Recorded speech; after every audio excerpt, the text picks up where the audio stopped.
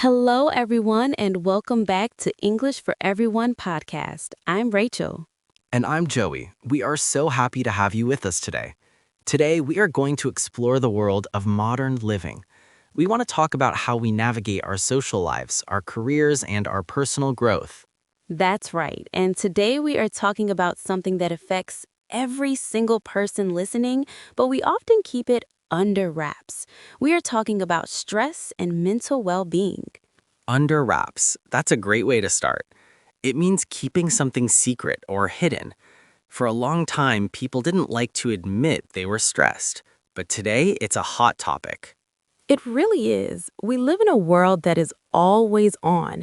We have notifications, work emails, and social media constantly vying for our attention.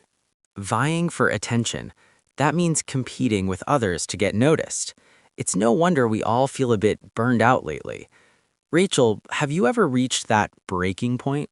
Oh, absolutely. Last year, I was working two jobs and trying to learn a new language. I thought I could do it all, but eventually, my body just said no. I felt depleted. Depleted.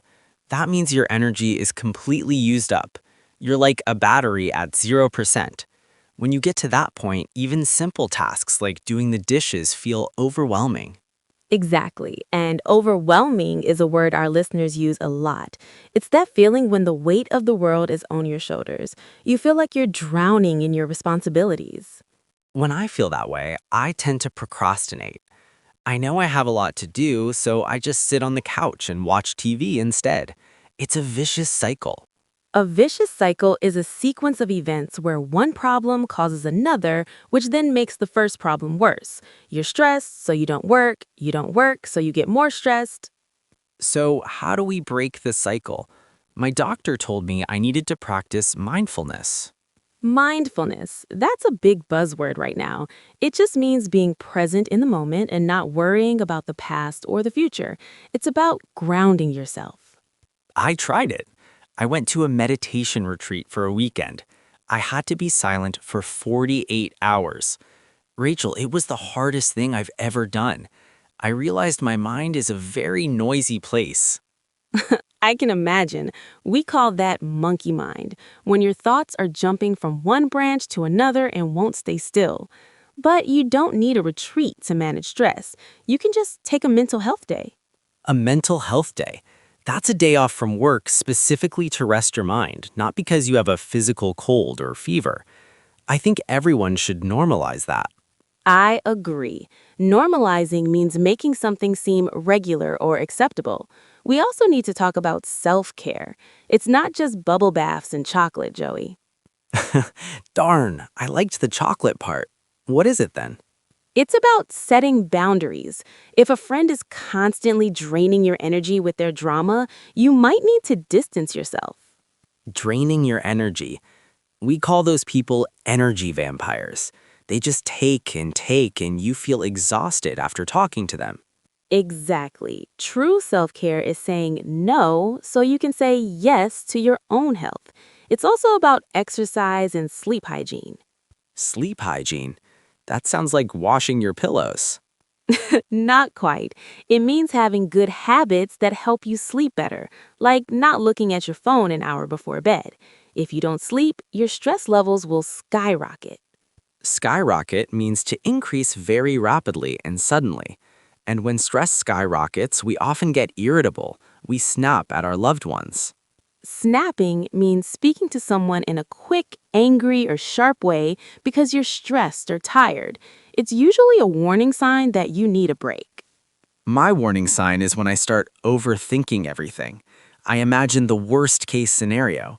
We call that catastrophizing. Catastrophizing. That's a $10 word. It's when you believe that a small problem is a huge disaster. I missed one email, so I'm going to lose my job and lose my house. Exactly. It's irrational. To combat that, I've started journaling. Writing my thoughts down helps me see them for what they really are. Journaling is a game changer. It helps you get those thoughts out of your head and onto the paper. It gives you perspective. And if things are really tough, there is no shame in seeking therapy or professional help. Absolutely. talking to a neutral party can help you unpack your emotions. It's like cleaning out a messy closet in your brain. I love that metaphor, unpacking your emotions. Well, Rachel, I feel more relaxed just talking about this with you. Me too, Joey. It's all about balance. We aren't robots, we're humans. We need to recharge our batteries just as often as we recharge our phones. Amen to that. Let's check out the vocabulary for today's deep dive into well being. Vocabulary review. 1.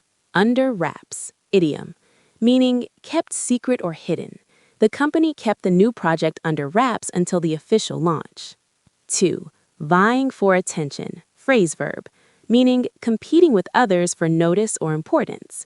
With 3 kids and 2 dogs, everyone is always vying for my attention. 3. Depleted, adjective, meaning completely exhausted or used up. After the marathon, my energy levels were totally depleted. 4. Vicious cycle, idiom, meaning a situation where one problem creates another problem, which then makes the first one worse. You're stressed, so you don't work, so you get more stressed. 5. Grounding yourself, verb phrase, meaning doing something to make yourself feel calm and connected to the present moment. When I feel anxious, I practice deep breathing to help with grounding myself. 6. Normalizing, verb, meaning to make something that was previously seen as unusual feel normal or acceptable. We need to normalize the conversation around mental health in the workplace. 7. Energy vampire, slang/metaphor, meaning a person who leaves others feeling emotionally exhausted or drained. I had to stop hanging out with him. He's a total energy vampire. 8. Skyrocket, verb, meaning to increase very quickly and suddenly. House prices in this neighborhood have skyrocketed over the last year. 9. Snapping at someone, phrase verb, meaning to speak to someone in a quick, angry, or sharp way because you're stressed or tired. It's usually a warning sign that you need a break. 10. Catastrophizing, verb, meaning to imagine the worst possible outcome of a situation. Stop catastrophizing. Just because you failed one quiz doesn't mean you'll fail the whole course. 11.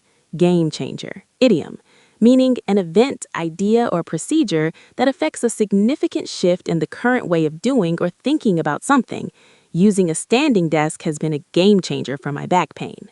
12. Unpack, verb/metaphor, meaning to analyze and examine a complex subject or emotion in detail. In therapy, we spent a lot of time unpacking my childhood experiences. Use this bridge to explore the world. We are always here to help you. Don't forget to like, subscribe, and tell us in the comments what is one goal you're working towards right now.